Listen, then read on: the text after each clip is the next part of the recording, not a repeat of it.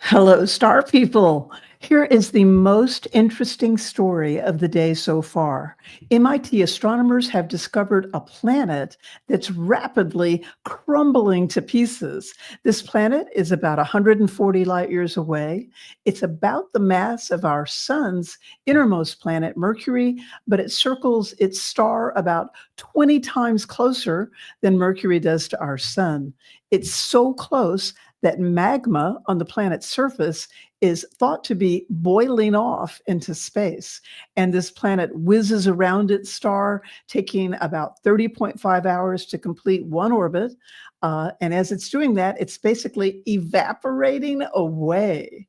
So it's shedding a huge amount of surface materials that are flowing behind it, extending halfway around in its orbit, similar to a long comet tail. And we have a very special guest today. This is Marc Hon. Marc is a postdoctoral scholar at MIT. Hi, Marc. Can you tell us about your discovery? Hi, Deborah. Thanks for having me on the show. So this is a discovery of, as you put it very nicely, a disintegrating planet, or sometimes we even call it a catastrophically evaporating planet. And these kinds of planets are very rare. This is only the fourth known out of the over 5,000 exoplanets that we have confirmed to date.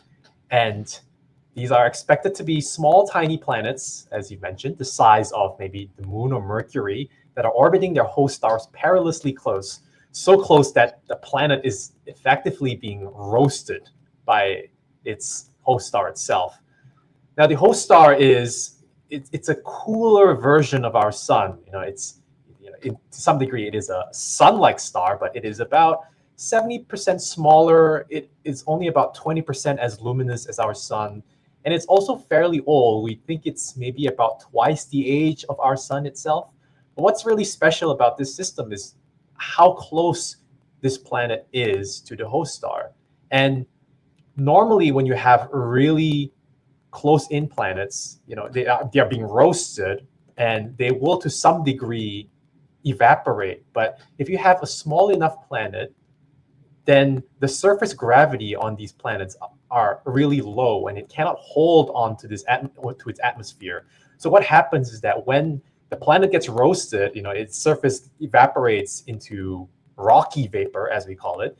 The planet can't hold on to this rocky vapor, and the vapor just expands out into space where it cools down and eventually forms these dust grains. And these dust grains form this cloud that forms this comet-like tail that streams away rather from the planet as it goes in its orbit around the star itself. Wow. So does the dust stay in the planet's orbit? It does for a certain amount of time, and we can estimate that based on the transit profile, so the dimming of light that we see from the dust tail itself, and it sort of slowly tapers off. And from there, we can estimate it takes roughly a couple of days for it to go away. And this is also one of the reasons why we believe that what's actually in the dust tails are, minerals from the surface, as opposed to, say, ices or volatile gases that you would expect from, a normal comet, because, ices would evaporate or sublimate super quickly at such a close-in distance to the star. Whereas if you have minerals, they take longer before they completely just vanish. Wow. Okay, so this isn't the first one of these that we've discovered. So can you say the planet's name for us? Everybody always asks about the name. Yeah, the planet's name is BD054868AB. A mouthful, I know. That's definitely a mouthful. So BD054868 is the name of the star, correct? And the AB BD part. No, the B part is the planet's designation. So the star's name is BD054868A. Because it's a binary system, you were telling me. It's a binary Yes. system. Oh, okay. So the star is BD054868A, and then you have to add a little B on there to indicate the That's planet. right. Okay. Yeah. Do we know if there are any other planets in this system? Is this the only one that we know about? So far, but it would be really interesting to know if there are additional planets. Right now, we don't know, but we've brought a lot of attention from of other astronomers to this particular system, and they will be continuing the monitoring of this particular system, and they could potentially find some outer planets, which would be cool. Yeah. And so what I'm wondering about is like, how did the planet, so this is a rocky planet. It's similar to Mercury, correct? That's what we believe, yes. Yeah. So it's a rocky planet, and it's really so close, 20 times closer than Mercury, going around its star every 30.5 hours. So its year is 30.5 hours long. But how did it get like that? How did it get so close to the star? That's a great question. It is an unknown to this point, because we can look at the star and say, estimate roughly how old it is. It seems to be fairly old. And if we believe that planets form at the same time as their host stars, then it doesn't quite add up. How does a planet form already disintegrating? So there has to be some way by which this particular planet must have been kicked into its current orbit from farther out, presumably. And this could happen if you have outer planets in the system. There could be some instabilities that happen. Sometimes the orbits of the others occur in such a way that it kicks this particular one inward. Or one of the ideas that we sort of posed in the discovery paper is that the binary star, which is much farther away, could have a role in actually kicking this planet from a much farther orbit all the way inwards into its current orbit. And so, I mean, it's interesting because it's not the only one, right? There are other planets out there known like this. So whatever caused it to get close to his star, it's happened before. So it's like, so Mark, is it going to happen to us? Could it happen to Earth? Are we going to start getting closer to the sun? I mean, I saw a Twilight Zone like that once. Right. Getting closer to the sun. Well, our own solar system is fairly stable in terms of its orbit, so nothing is going to come in and just start to suddenly scatter all the orbits of the planets and make everything go haywire and send us zooming all the way in. But what could happen is the evolution of our sun, right? Because our sun is currently, I like to call it in its adolescent phase, this burning hydrogen. But in 5 billion years time, the sun grows old, runs out of hydrogen. That's when it starts to expand and becomes this red giant. It grows bigger and grows bigger and bigger.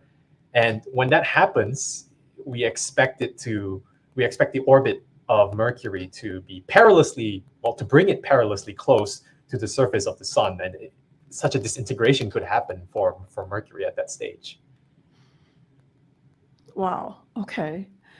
So we have this question from Megan Pickett, who is an astronomer. You may know her. Can you hear me, Mark? Oh, so Mark is having audio problems. He is going to be right back.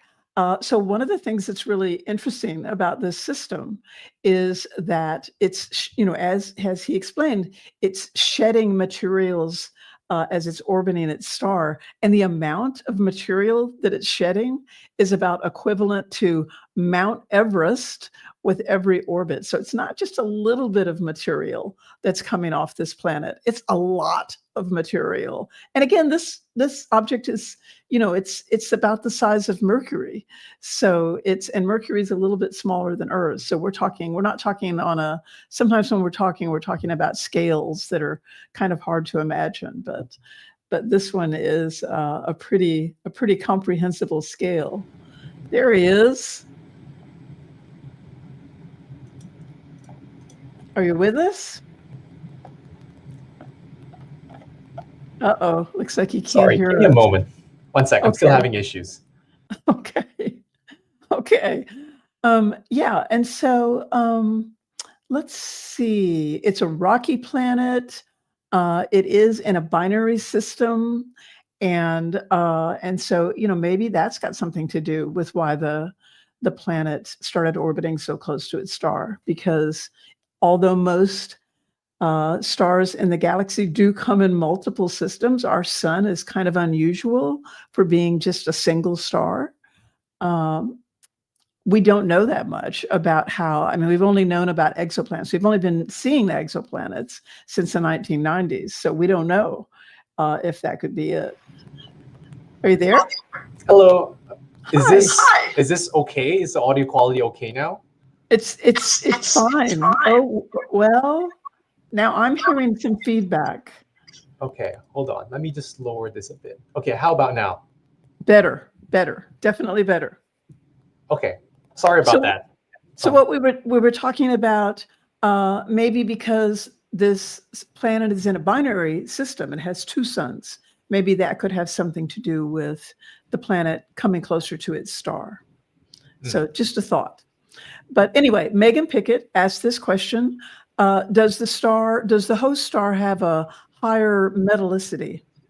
So maybe you can explain what metallicity is, and then answer Megan's question. Megan's an astronomer, so she's asking this as a pro. Yeah. So we astronomers have this wacky habit of calling any element that's heavier than helium as metals. It's a running joke among us astronomers. And so the question being posed here is, out of all the metals within the star itself, within the surface of the star, does this particular host star show a higher metal enrichment than our sun? And the answer to that is no. It seems to be more or less at a similar abundance, metal abundance compared to our sun. So about solar metallicity, as we call it. Okay.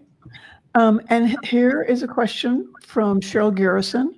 Will we see any effects from this disintegration? So I think what she means there is, what effects are we seeing from the disintegration? Like, what is it that you're seeing? Maybe we should talk about that. Like, how are you seeing this? Like, you're not like looking through a telescope and seeing this cloud of stuff coming off this planet. What you're doing is looking at a transit of the planet in front of its star, correct? Yes.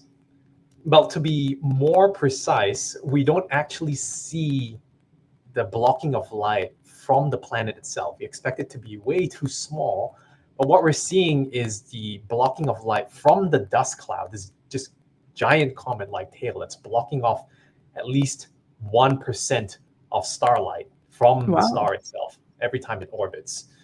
And yeah, that is exactly what we're actually seeing. So this dust cloud, this debris is directly what we observe to some extent.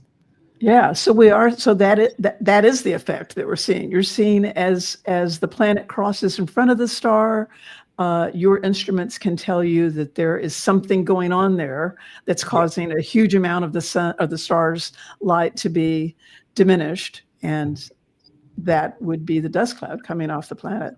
Wow, that's pretty amazing, Mark. That's amazing stuff.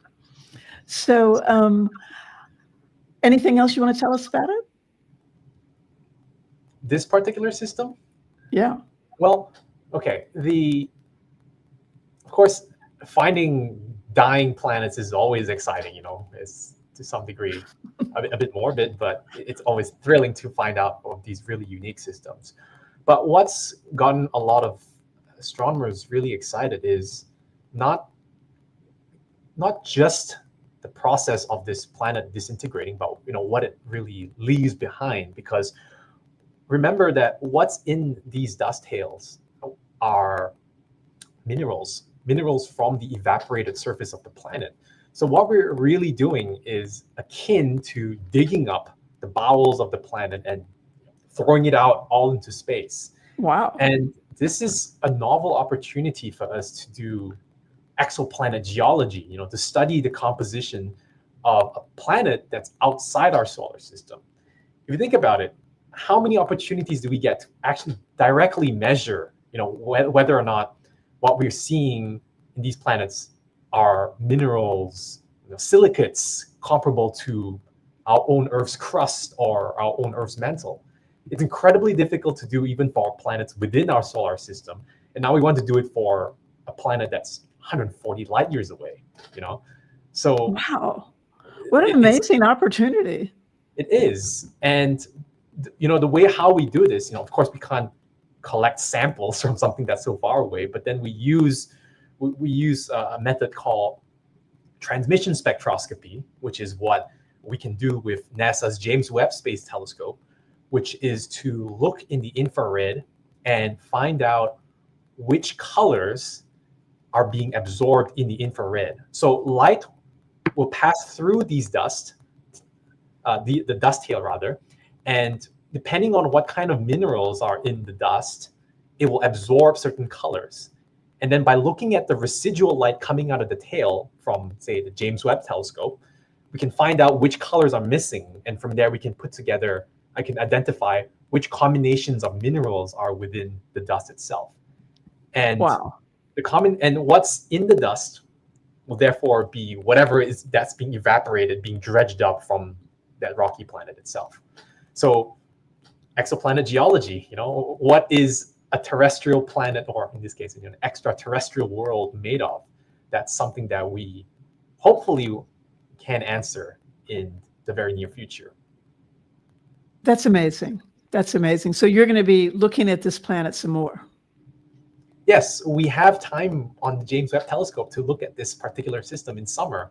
So really excited.